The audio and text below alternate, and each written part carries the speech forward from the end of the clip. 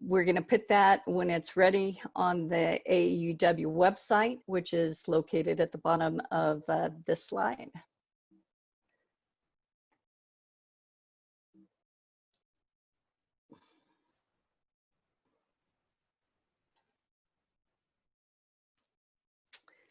This is our agenda for tonight. I'm very excited about this. We have looked forward to this. It's had an incredible response from the community. I think that's based upon the strength of the speaker and also the importance of this particular topic at this particular time.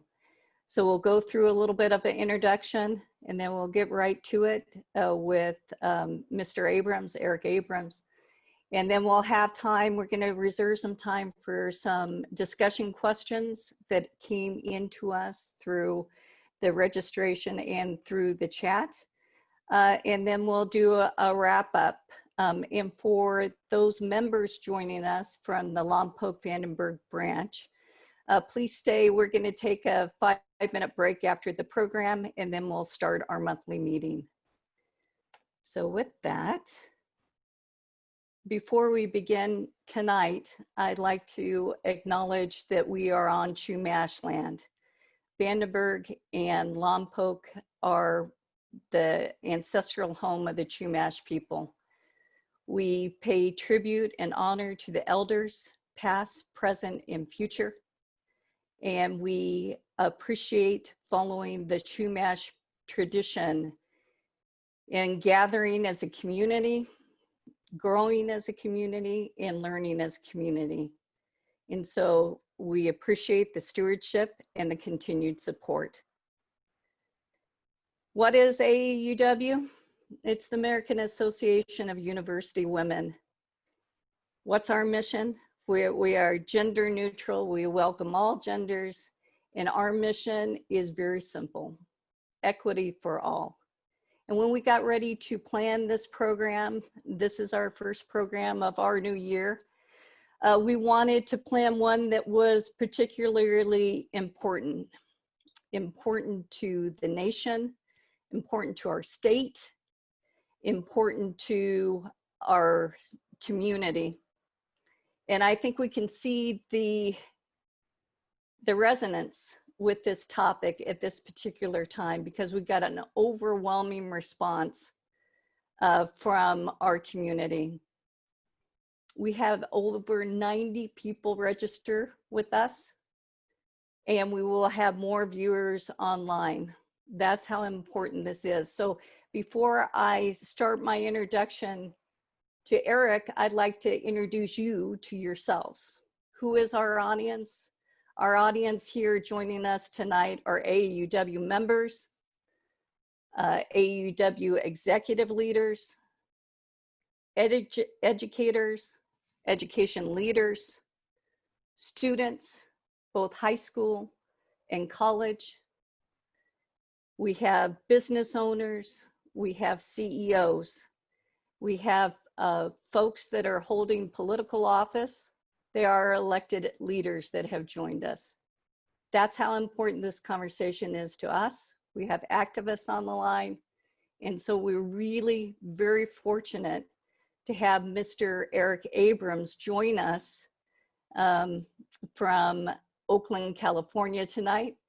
And a little bit about Eric, I'm gonna brag on him before we highlight his video.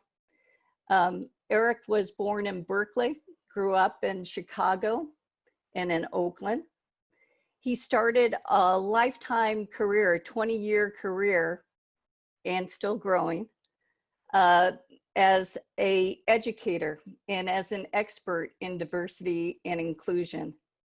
He began his career as an undergrad admissions officer at some fine institutions, Stanford, USC, and Pitzer. He also worked on recruitment for the Stanford School of Law and the Stanford Graduate School of Education. Eric has been recognized as a resource and a mentor to faculty, staff, and students everywhere he's been employed. Because of his leadership in this area, this critical area of diversity and inclusion, Stanford recognized that and appointed him as Stanford's first Chief Inclusion Officer for the Graduate School of Education. On a personal note, you know, he's a real man who can cook. A self-proclaimed pit master, which I personally love. A avid sports fan, though I imagine he's kind of going crazy now with no sports to watch of any notoriety. Old school hip hop fan.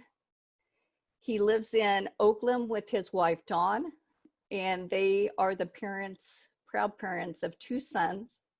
Nick, who's an EMT specialist in the East Bay, and Gabe, who just graduated from UCSB, so a gaucho right here in our own neighborhood. And so with that, I would like to introduce you to Eric Abrams and thank him very much for sharing his insights and leading this discussion on such a critical topic, implicit bias. Eric? Hi, Lucy, and thank you for that warm and generous and maybe more than I deserve introduction. It's good to see you all. I want to give a special thanks to those of you who have your cameras on. It's always nice to be able to see who one is talking to, even in a little tiny square. I also want to say that I greatly appreciate Lucy's acknowledgement of the Chumash people. I'm in Oakland on unceded Ohlone land, and I think as we start to think about issues like unconscious and implicit bias, I think it really starts with telling the truth, and part of telling the truth is letting our children know that folks didn't show up on the Mayflower 400 years ago to an empty piece of land. Yeah. And that's one of the many untruths that, you know, we all learned in childhood to some extent that I think starts to perpetuate the sort of biases that we see. Perhaps as a surprise, I'm not here to change anybody's mind. I'm not here to change anyone's heart. I'm not here to tell you how to think. In fact, telling you how to think is the last thing that I want to do. However, I do want to tell you to think. And I think that one of the things that happens when we talk about the many different kinds of bias and prejudice that exist in our society is we don't think at all. We just blithely let things go past. So I'm going to start my slideshow now. Lucy, I need you to allow me to share my screen. It's telling me that that's disabled for me. Your wish is my command. And with the magic of Zoom, voila. Thank you. Oh, and I just realized I was working on the PowerPoint until just now, and it's in a bad spot. So forgive me as you see this. I'll have to take it back a couple of slides. And I want to go full screen, and this is the one thing I always forget because my Mac doesn't always like the F8 command, but that should work. So my name is Eric Abrams, and we are talking about a first take and second look. And the reason why I use the formulation first take and second look for this talk is because in many situations, things aren't what they seem. Your first impression, your first take can lead you to believe one thing, but when you take a second look, you see something else. And we'll start with this. What's your first take?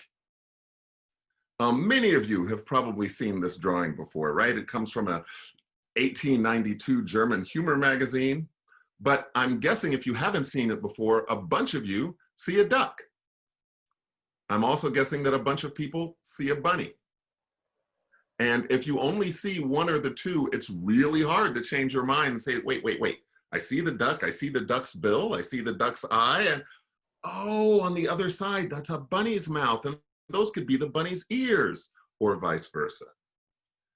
See, the thing is, we process information through the left side or the right side of our brains. And once we've settled on one picture, one piece of information, it's kind of like our brains decide not to see the other. Similarly, our memories of how to do things become stored in our minds and become habits. Let's try something else. If you're physically able, just cross your arms in front of you. Now, however you did it, reverse the arm that's on top. Feels weird, doesn't it? Mhm. And something as simple as folding one's arms, as crossing one's arms, it turns out we do it the same way all the time without thinking about it, without making, it's not right or wrong, it just is. There are a million examples of this, right? The shoe you put on first, is it the right one or the left one? If you get it, when you get in the car to start it, do you start the car by putting the key in the ignition first, or do you put on your seatbelt first and then put the key in the ignition?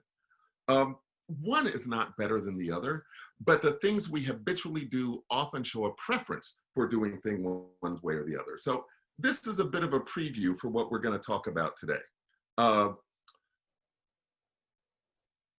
We're not going to focus a whole lot on pictures, but we will be talking about some real people, some real situations, and some real emotions. And I hope this will help you think about the environment that you live in and that you work in. And so next, I want to chat a little bit about our agenda and goals for the session. We've started with a welcome and a first take activity, and you all are so advanced, we've already done both of those. Next is we're talking about the agenda. I also want to spend a little bit of time talking about goals and coming up with group agreements, and then diving deeply into the background and some context on implicit bias.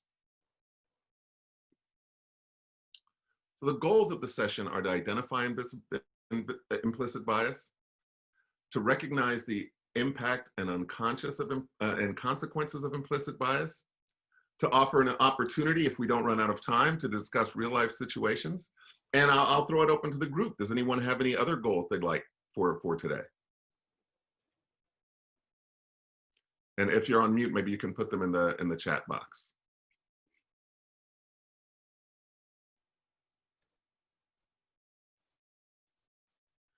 Lucy, I'm going to ask for your help. Do we have any other any goals that anyone has come up with?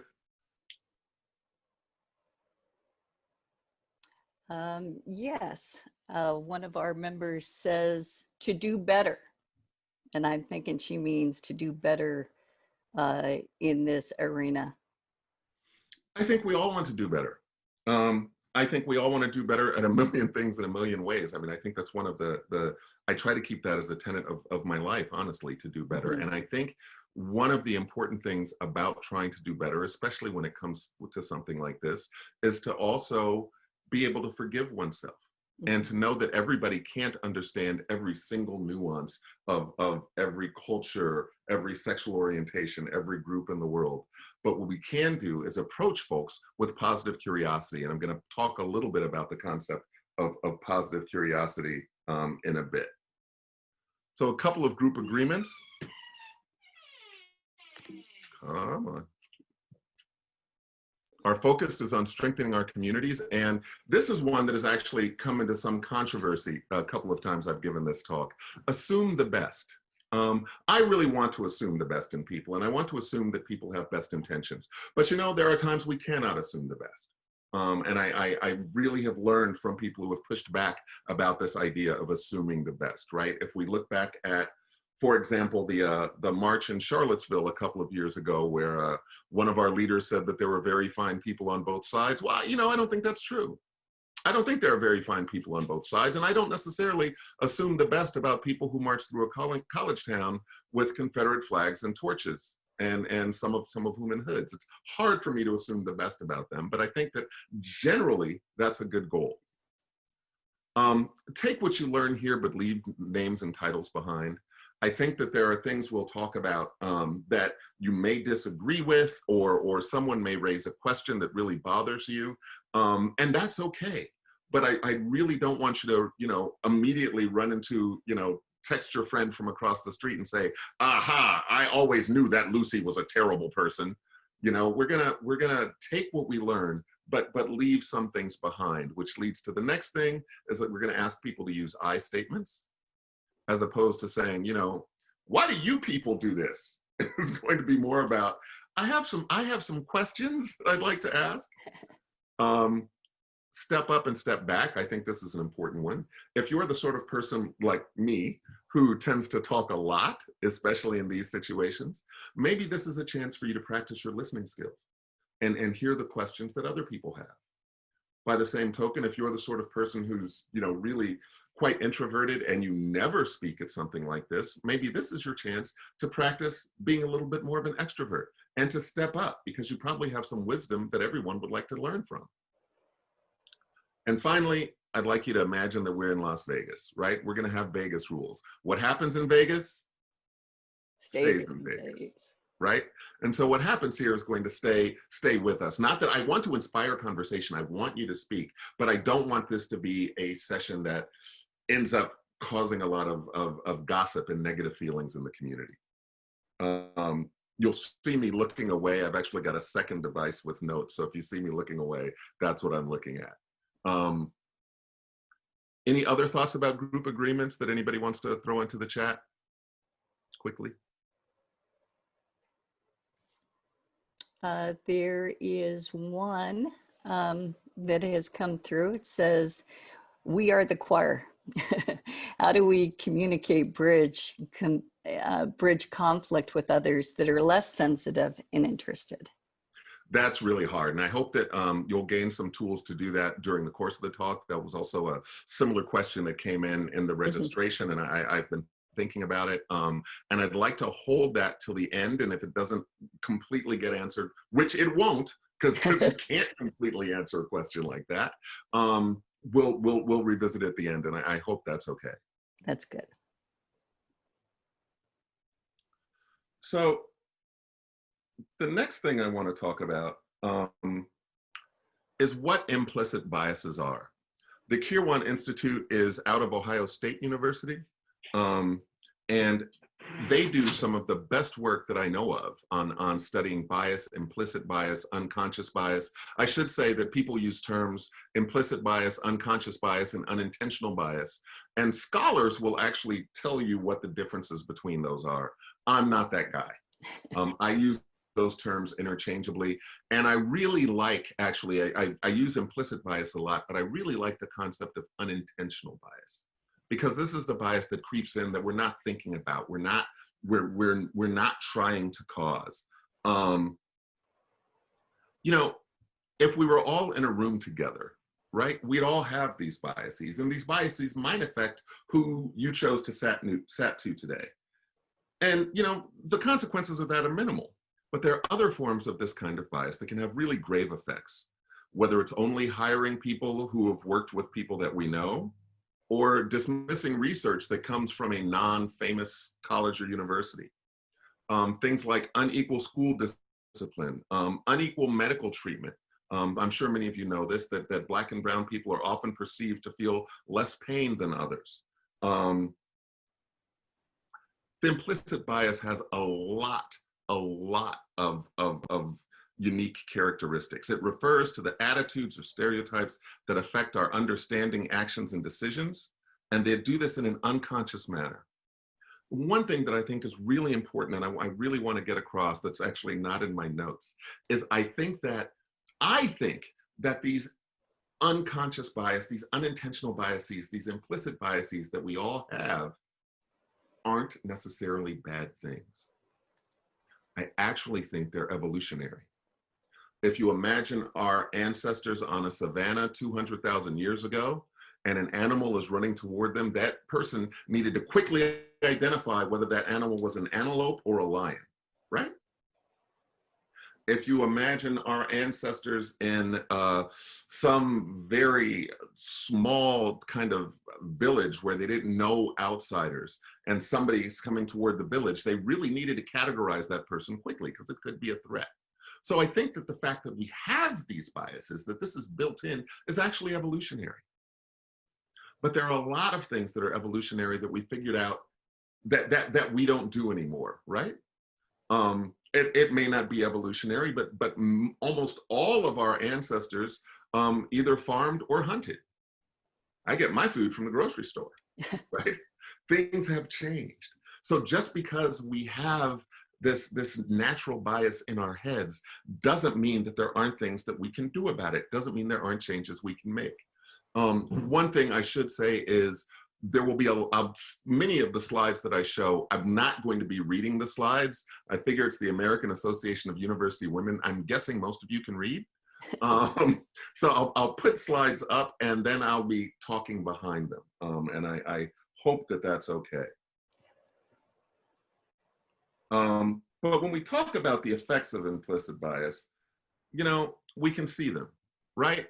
Now, this might not be necessarily implicit bias. This was explicit bias. This woman decided she was going to call the police on this guy and say that he was attacking her because she knew that that might get a reaction from the police to say a black man is attacking me.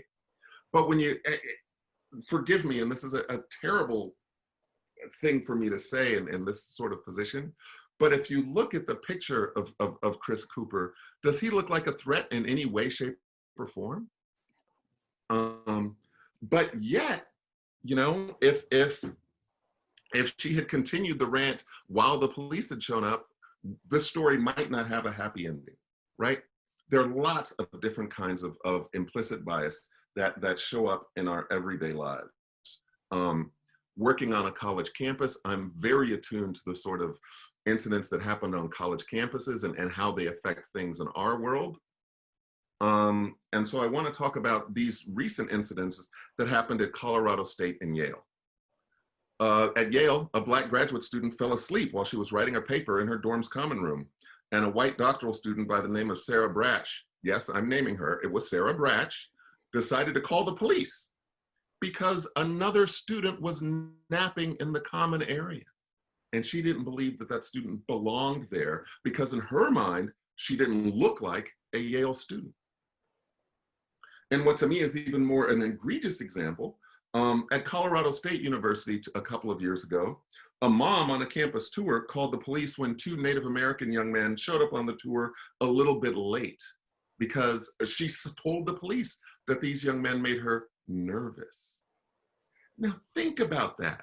You've driven hundreds of miles with one of your buddies to go on a college tour to a college you might want to go to. You're showing up a little bit late because you've driven a long way and you run to hustle up to the tour, and one of the moms on the tour calls the police on you? That's going to have long-term effects. And you know, in this case, the young men were actually detained by the police, questioned, but then they were told they could rejoin the tour and catch up to it. Well, as you might imagine, they didn't. And I'm pretty sure that neither of these young men chose to go to Colorado State University, and I wouldn't be surprised if neither of them applied. To my way of thinking, that's a loss for the folks at Colorado State.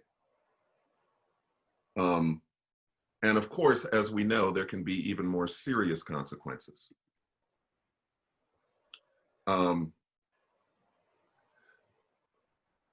I think that this is a really interesting example in that in the media, even after he was convicted, Brock Turner was continually referred as an All-American, as a Stanford student. You know, I mean, these are things that I think most people think of as being pretty positive.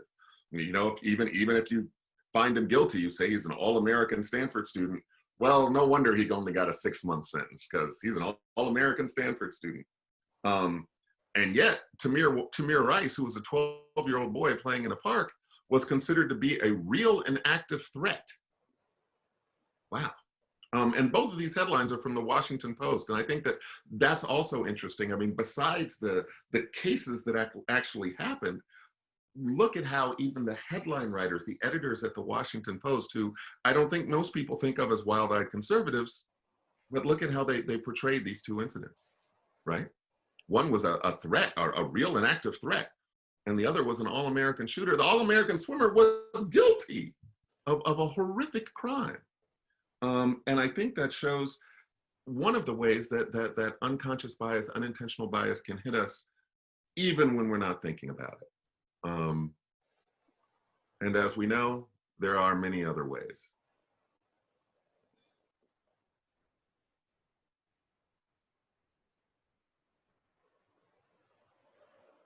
I love this picture. It was the cover of the New Yorker magazine a while ago, and I just think it's incredibly powerful when you can look at different sides of it and see how many people have been, you know, killed by the police or by vigilantes over the years.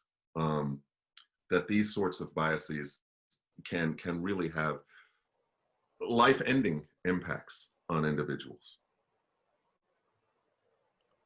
The subject of implicit bias is somewhat simple on the surface, but it can be difficult for those of us who didn't grow up or come of age understanding these issues, or didn't even come of age interacting with people who are different from ourselves. Think of it kind of like using a computer. If you grew up writing papers like this, or writing papers like this, you had to learn how to use a computer at some point, right? You had to actively learn, maybe take a class somewhere or have somebody tutor you. But if you're perhaps a bit younger and you didn't learn how to use a computer in a formal setting, if you grew up doing your homework like this, or using one of these, you never took a typing class, right? That was one thing that amazed me as a parent, is that, you know, my kids' high schools didn't even offer typing. Their grade schools didn't offer typing, but yet these kids can type infinitely faster than I could, when of course our schools, I'm guessing for some of you, took typing in school, right? It was something you had to learn. Well, I think implicit bias is the same way. For some people who grew up steeped in this stuff, thinking about it all the time, it's second nature. But for those of us who didn't grow up thinking about it, who didn't grow up steeped in it, we have to think about it. But much like using a computer, regardless of how advanced you are, there's always more to learn. I think we have access to more in life because of technology. And I think we'll have access to more in life if we learn how to deal with our own implicit biases. So you might be saying, well, why does this matter? What does this mean? And if people have been talking about this, you know, I think this is kind of a new hip term, and maybe it's the flavor of the month. Well, let me tell you one reason why I personally think this matters. Most of you are probably familiar with the doll test. Kenneth and Mamie Brown were a married couple of African-American psychologists who did groundbreaking studies in the 1930s and 40s involving a child being presented, that's them, with two dolls. One doll was white with yellow hair, while the other doll was brown and with black hair, but as you can see, in every other way, they were identical. The child was then asked questions about which doll they want to play with, which one is the nice doll, which one looks bad, which one has the nicer color. The experiment showed a clear preference for the white doll among all children in the study, including Black kids, which I just think is amazing. And these findings expose this internalized racism, this internalized implicit bias in the African American community against Black people, or at least against Black toys. This research also paved the way for an increase in research into areas in self-esteem and self-concept. The Clarks testified as expert witnesses in several school desegregation cases, including Briggs versus Elliott and the famous Brown versus Board of Education case. So you can see that these things have had a serious effect for a long time. And, you know, I think I'm a very evolved person. I've been doing diversity and inclusion work for really over 30 years, from my first job in higher education, which it's a funny but true story. When I was sitting in my cubicle a couple of weeks after having started, and right after grad school, I'm in the admissions office at USC, and my boss came by, and we are still friends, and we are pretty good friends. My boss comes by one day and says, "Eric, you're Black." And I said, "Yes, Rich, I have been for a long time." And he said, "You know, do you want to head up our recruitment efforts for African-American students? We've never had anybody do that."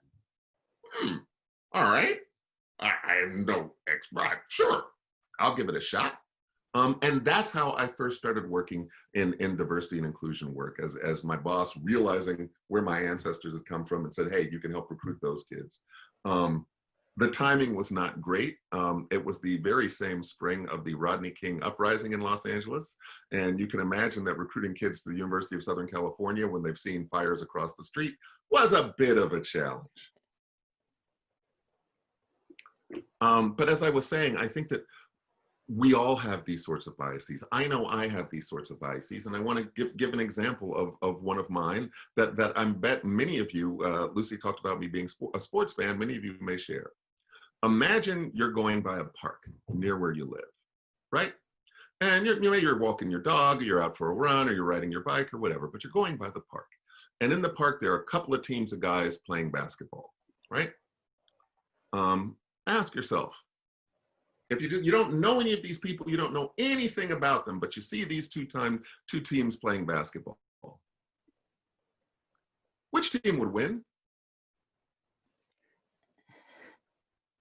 I think for most of us, there's a really clear answer. And I've done this a million times, and I've seen people tie themselves in knots, right? Like, well, the one group of guys all has matching jerseys, so maybe they're, come on.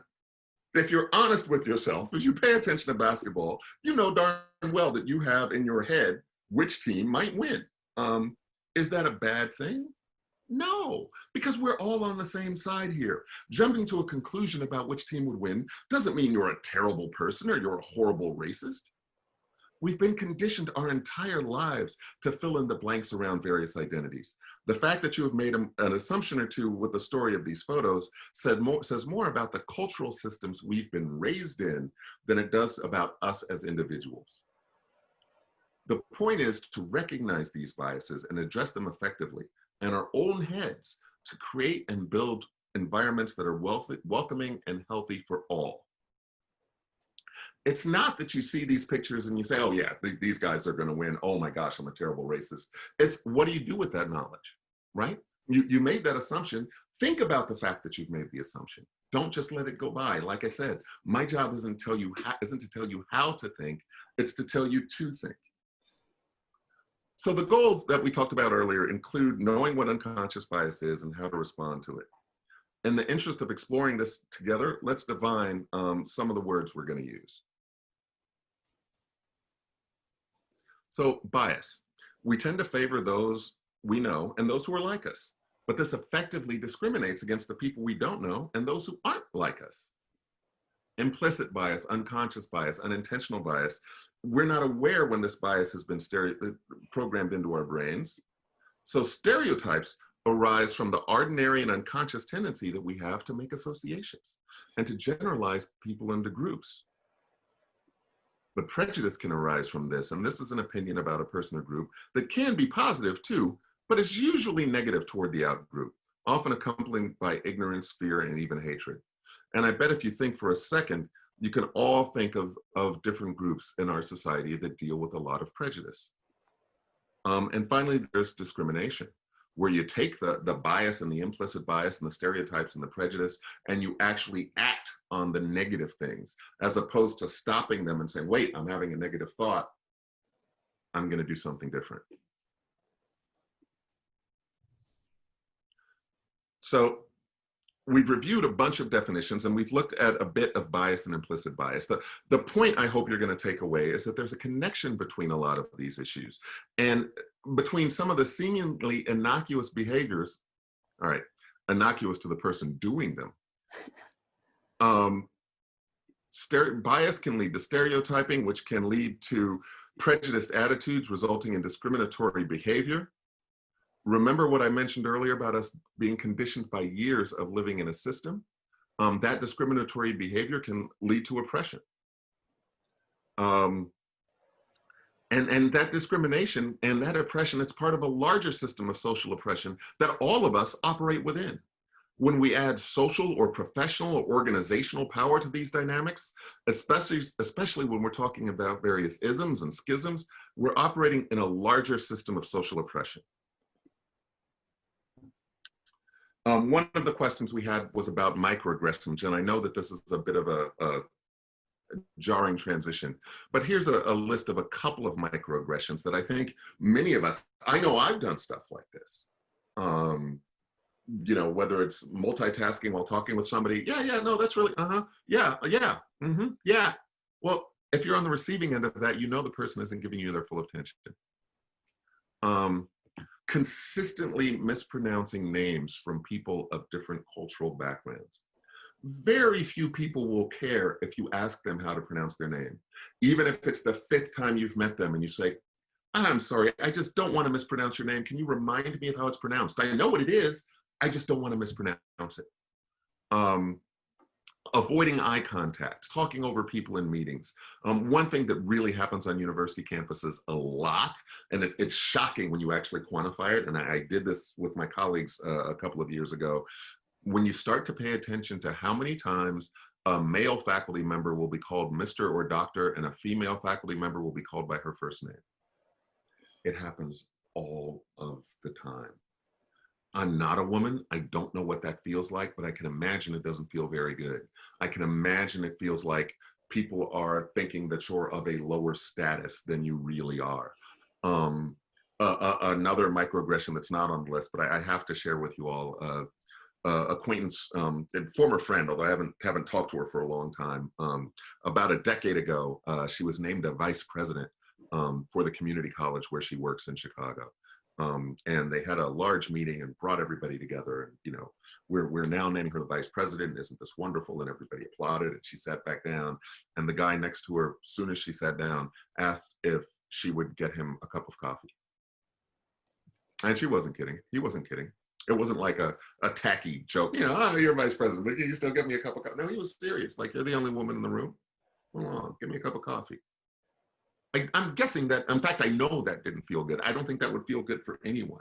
And so these are the sort of things that happen. And what I want to encourage you to do when you look at this slide is just think about your own behavior. Think about the sort of things that you've done in your own life. One thing that I think is hugely important is to think about the difference between intent versus impact. Most of us rarely intend to be evil, to be haters, right? I'm guessing there's nobody in this conversation who went to the local Target or Walmart and when they were told to put on a mask, punched the teenager who told them to do it. That's none of our intents. That's not who we are.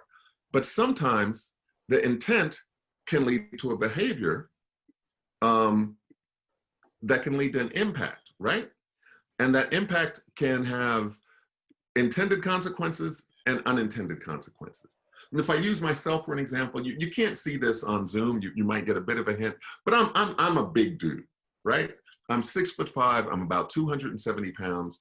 And up until very recently, like literally about 2 weeks ago, and I'm gonna cry because I had to sell it, I rode a motorcycle. I love my motorcycle. I love riding my motorcycle. It made me feel like it was as close as I was ever going to get to being that cool kid that I never was. But when I rode my motorcycle, I always wore, you know, motorcycle boots because I wanted to be safe, right? They're these giant, heavy things with a steel shank in the sole. Now, if we were all in a room together, one thing that you would see about me is that when I'm talking, I'm constantly walking around. I do that partially because I have a lot of nervous energy, but also because I think that when you're on a stage in a large room, even if it's not a stage, it's just more interesting for the audience if you're not just static in one place. So I move around. Now imagine I've ridden my motorcycle to the meeting, and as is my wont, I'm a couple of minutes late, so I don't change into my work shoes, and I'm giving my talk, and I'm talking, and I'm trying to be entertaining, and in the course of walking, I step on Lucy's foot. Now, Lucy is an incredibly nice person. I've had wonderful conversations with her in the last couple of weeks, and I look forward to getting to know her better. There is no way that I intended to hurt her. But if all I think about was, I didn't mean to hurt you, I didn't mean to hurt you, there was no intent on I didn't mean to hurt you, I'm not dealing with the fact that I've just broken her foot, right? Because it was not my intent. But the right thing to do in these situations is to immediately say, oh my goodness, Lucy, what happened? I broke your foot. We've got to deal with that right now, right? Nothing else matters. This is the most important thing for us to deal with.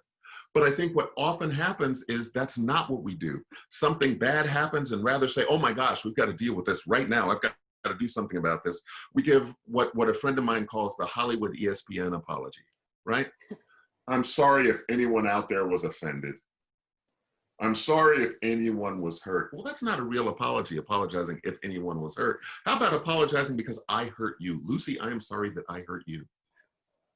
And the real apologies, the best apologies from this sort of thing, don't just happen in a moment. They're actually followed up, right? A week or two later, you call the person, you send an email, and you say, you know, Lucy, how's your foot? How you doing? I've been thinking about the fact that I stepped on your foot and it's still bothering me. I've been thinking about the fact that I said this terribly sexist thing. It's still bothering me. I'm thinking about the fact that I did this thing that you perceive to be racist. I didn't intend to be racist, but I know how hurt you are. And a week later, it's still bothering me, and I want to grow from that. I think having the grace to apologize and to apologize for real is hugely important. And it's something that's very lacking in our society. I think something else that's very lacking is the ability to accept an apology. You know, we've developed this culture that anytime anybody makes a mistake around racism or sexism or homophobia or ableism or ageism or any of the other things that make us who we are, it's like, I always knew that guy, Eric, was a racist, sexist, homophobe. He's wiped from the face of the earth. I'm never going to talk to him again. As opposed to giving this guy, Eric, the opportunity to say, you know what, I'm really sorry. And when somebody apologizes for real, I think we need to have the grace to accept it and to try to help them grow. But that's my opinion. I'm not going to state it as fact. I wanted to take some time to talk about a couple of real life situations that have arisen in a couple of years. And Lucy and I had actually talked about breaking the group into breakouts, but I'm also very mindful of time, and I was fearful that I was going to run a little bit over. So I'm going to zoom past the next couple of slides, and I apologize for that. So one thing I do want to talk about is ways to respond to incidents of bias.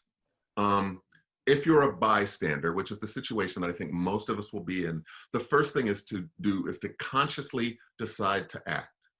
And honestly, to figure out if this is a safe situation, right?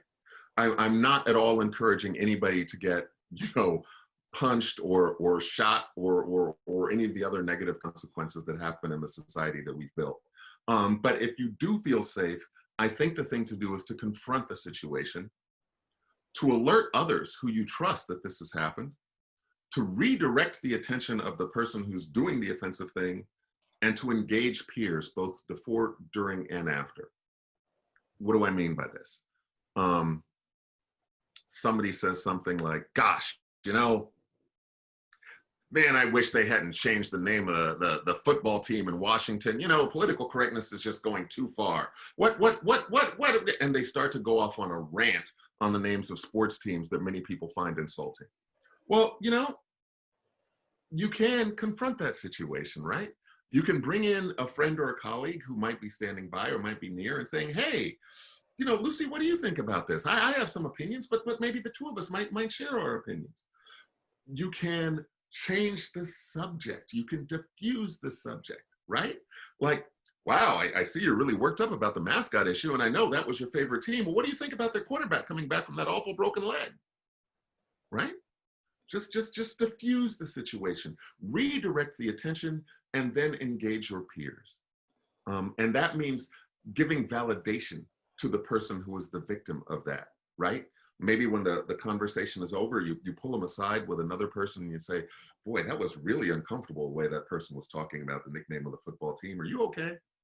And there are a couple of us who are all concerned about that. We just want to check in and see that you're okay.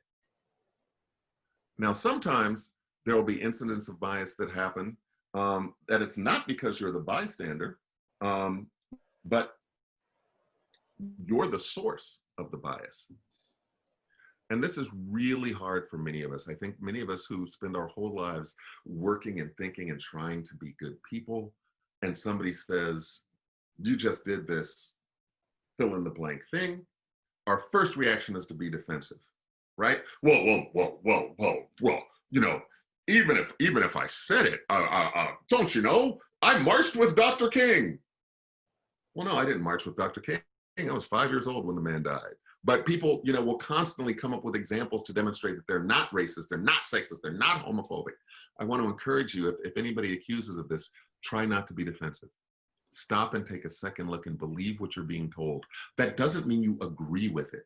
That means you believe what the person's explanation of their feelings, right? You decide to act, you take responsibility, and you follow through. And I talked about following through a minute ago. Look, we all make mistakes. There are times in all of our lives and careers where we've made somebody feel like we held unconscious bias against them. But if that happens, I dare say when that happens, if you're told that you're the source of someone's pain, Take a second look at the situation. Could your actions have made somebody feel bad? Believe what you're being told about their feelings, and then it's important to decide to act. How are you going to prevent this from happening again? How can you offer a sincere apology, and how can you follow through? You know, there are many, many challenges. I mean, it's come to become a huge cliche to say that diversity is our strength, but I really believe it's true. The communities that we live in are made up of distinct individuals from many different backgrounds who often share common goals, right? They want their kids to grow up to have maybe better lives than they do. They want to be loved. They want somebody to love them. They want to be accepted for who they are. We've all got those common goals. But to build a future that is equitable and accessible for everybody is going to need that we foster inclusive communities. And one way to do that is by managing our own bias and really centering what we hear from others. When we hear about incidents of bias, whether we've perpetrated them or we hear about them from someone else. I have been babbling for a long time. Are there any questions? Eric, there's a couple that have come in, and there's a couple from the chat, so we'll take them kind of one at a time. The first one from our audience is, how do we ensure we look for all causes to issues, not just use a racial prism? I think that's a great question. And I think it's incredibly important to think about all the different types of bias that exist in our society. But at this moment in American history, I think the point of the conversation is truly about anti-Black racism. Mm-hmm. Much like for our friends who work in healthcare, right? I've got lots of colleagues who work at Stanford Hospital, and almost no matter what they're doing, they could be an orthopedist, right? All the conversations are around COVID. There are many other ills. There's cancer, there's heart disease, there's, having an arthritic hip, there's male pattern baldness. But the thing that we're dealing with right now is COVID. Our society has many, many ills, but I think this moment requires a deep examination specifically of anti-Black racism. Great. Here's another question from the audience. How do you get the courage to point out examples of implicit bias in a majority white community when you are BIPOC?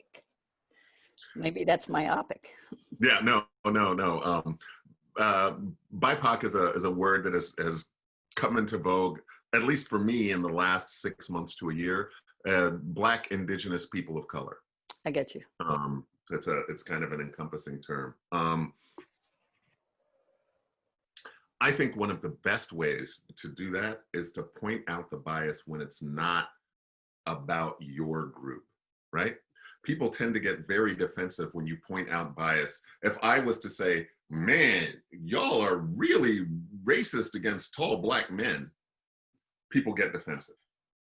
But if I'm to say, boy, that's a really terrible example of sexism, people are going to get less defensive because they don't expect me to be pointing that out. So I think one of the things we can do is really count on and focus on allyship. And like the last question was, how do we keep the focus on all different types of discrimination? I think this is one way to kind of do that, right? Is we don't just look for the discrimination that we see that affects us. We look for that we see that affects others, and that's what we call out. Great. Here's another one. It's difficult to do things directly when we live and travel in very segregated circles. Electing officials that are anti-racist is one answer, but what can we do personally from afar? This is one where I think many of you are not going to like my answer, but it's from my heart. If you live in an entirely homogenous community, I think the first step is to ask yourself why. If you've chosen to live, to buy a house or to rent an apartment in a neighborhood where everybody looks like you, why is that?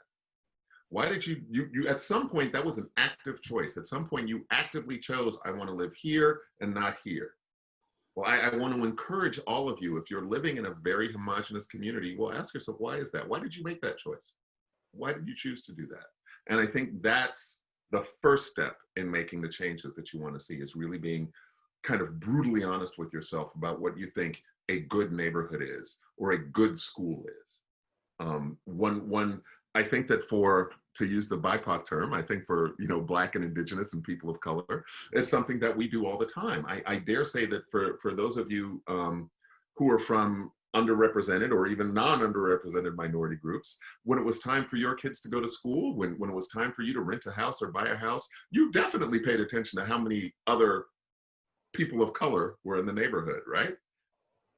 For those of you who aren't, I want to encourage you to ask yourself, well, why didn't that come up? If you have children or in elementary school, are you asking the school, how come there aren't more, Latino teachers? How come there aren't more Black teachers? How come we don't have any Black teachers?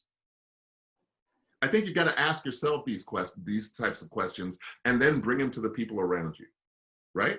Maybe your book club. My wife is in a book club, and my goodness, do they have intense discussions about all kinds of things. But you can be in that book club and you can say, like, you know what? There's no Black people in our book club. Why is that? Well, because there aren't any in our neighborhood. Woo. Well, why aren't there any in the neighborhood? Is it a neighborhood that has restrictive covenants? And don't fool yourself, restrictive covenants still exist. My house that my wife and I have owned for 20 years, if you check the deeds long enough, it says that, colored are not allowed to live in our neighborhood. I live in Oakland. But there are restrictive covenants still.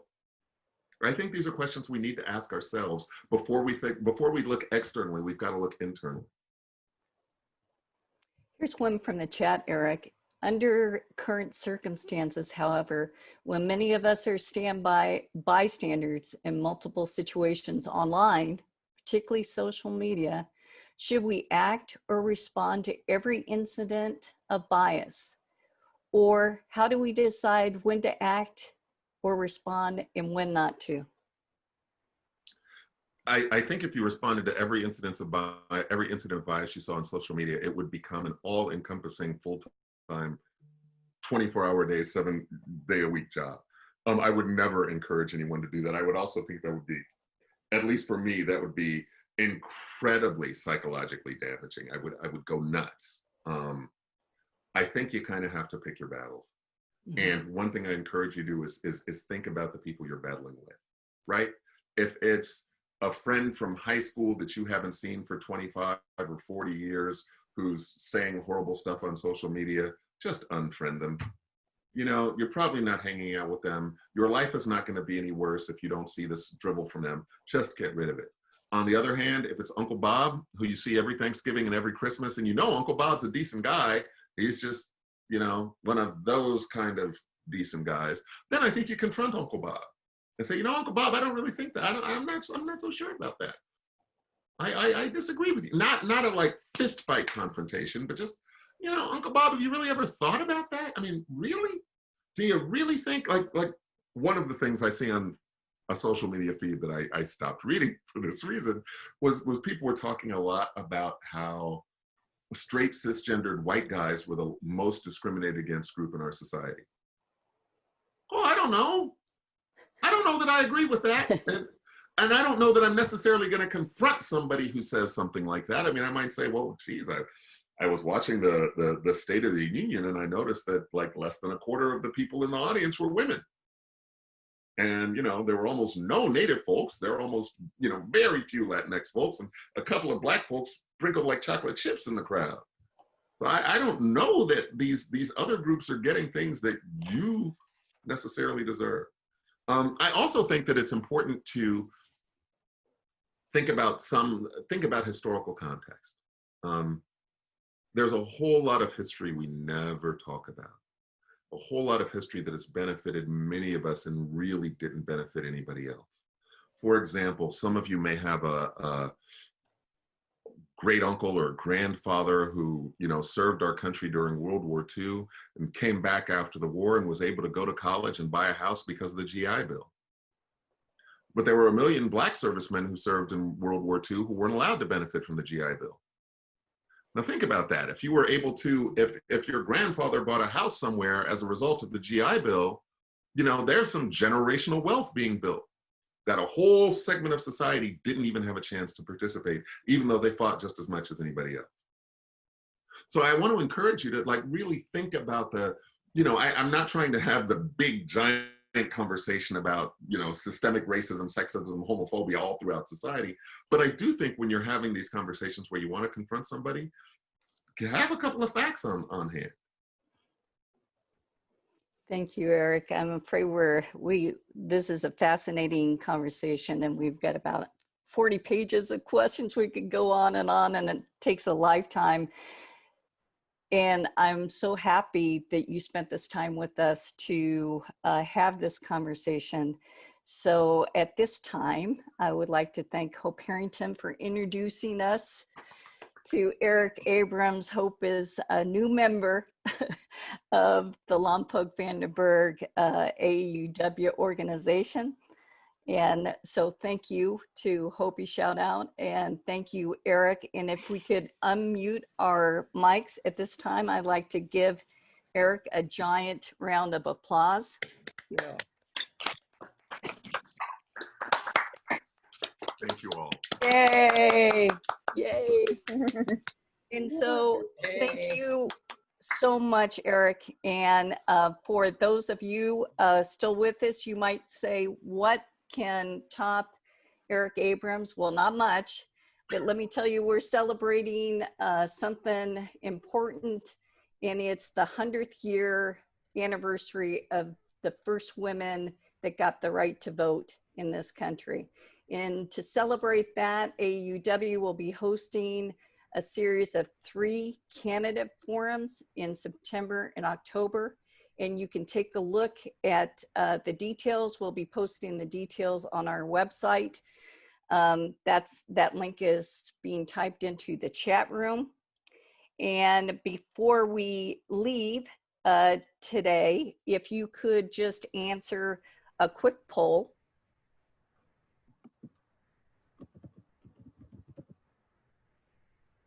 That hopefully is coming up sometime real soon. Oh, okay. Because we want the feedback for future programs. So just very quickly, if you could answer that, I'll leave it open for a little bit of time here.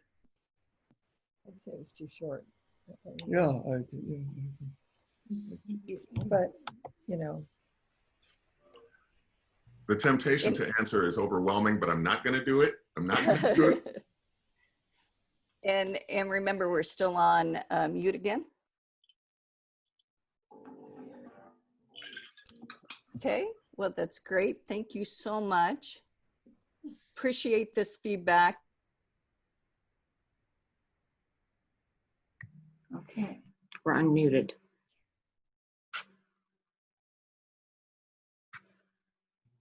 You're now muted.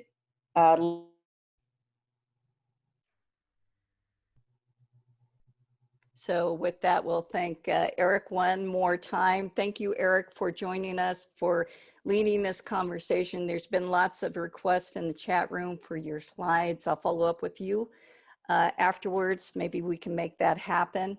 And for AAUW members of the Lompoc-Vandenberg branch, we're going to take a 5-minute break, and then we will start our meeting.